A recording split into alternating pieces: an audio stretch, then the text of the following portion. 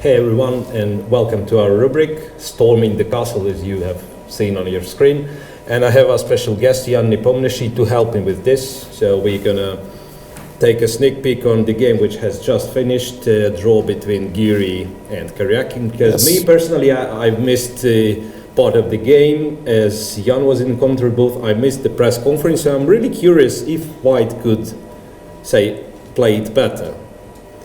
So let's switch to the board, and storming the castle started with knight takes g6, obviously. Right? So black takes. Such a brave move, and here, at first glance, it looks like Anish is going to make a repetition. Yeah, and I actually thought what's going on after king f8. That's a smart question, because I also thought that you never want to put your king into the position with this bishop, because every time this file can open, and after knight c5, as it was in the game, I think it was slightly unpleasant to Sergey to play. Yeah, so maybe something like e4 he wanted to play even there. The problem of this move that you never have this knight h7, and maybe we can start with improving, or maybe we can go for some real clash. Straight e4. So let's say we're gonna make it like this. You'll be attacking, I'll take everything. So now, for instance, I would like to take this pawn on e4. Actually I don't know if I would play e4 myself into a practical game, but looks like my idea was to play d5 as well. Yeah, looks like really storming the castle.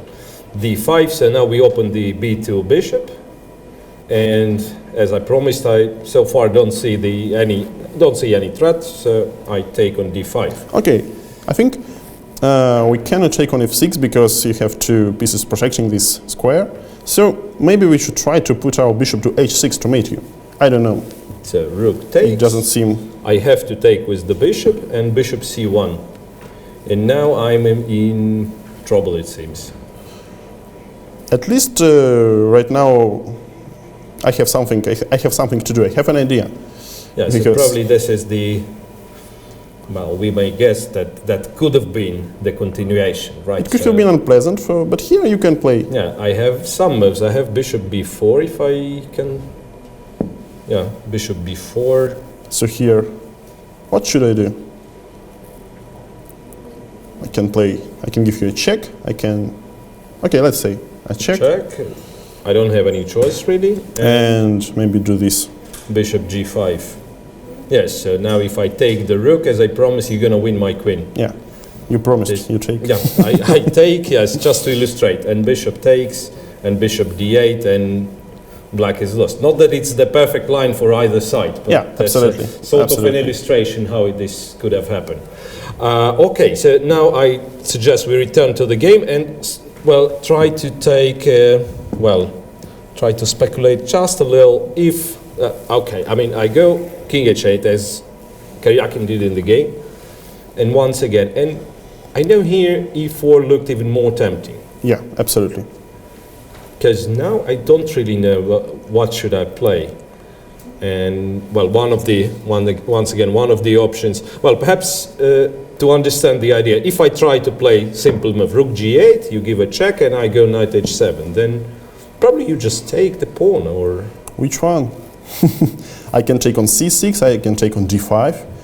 I can also try to take on b6 at some point. But okay, maybe the simplest way to play is to play like this. Open the e file as well.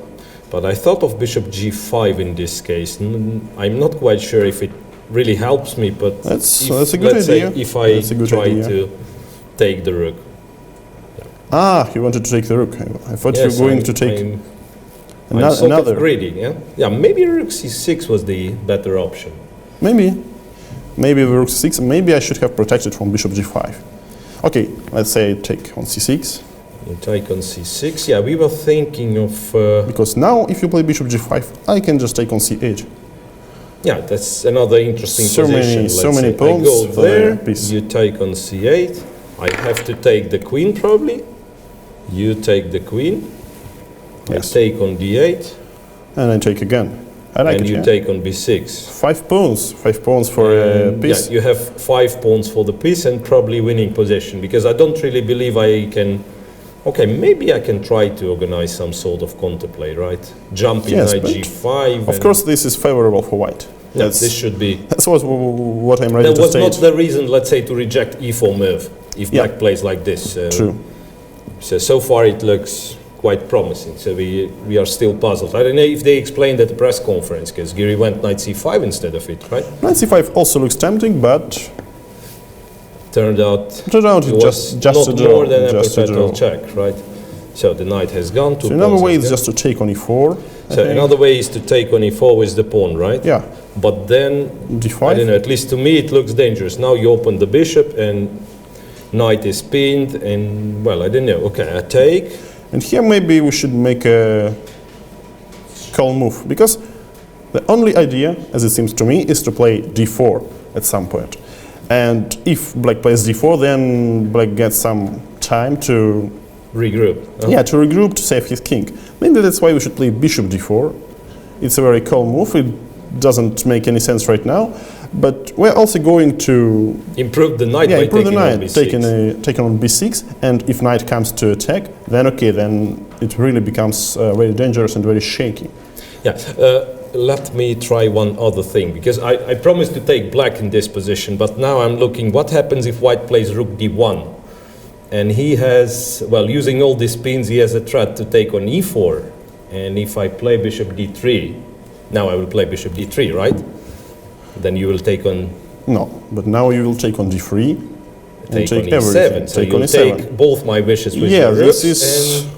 This is short, but very, very nice line, it seems, right? Check, and I have to give the queen. But here, an extra queen I'm just lost, right? I mean, so I have two rooks for the queen, but for this knight I don't have anything. So also a lot of pawns, a lot of extra material. So exactly. Our conclusion would be that that was promising, and without computer analysis we have no idea why Giri didn't play it. Such a nice conclusion. Yeah, that was it, and we are back after a short ads break. Stay tuned.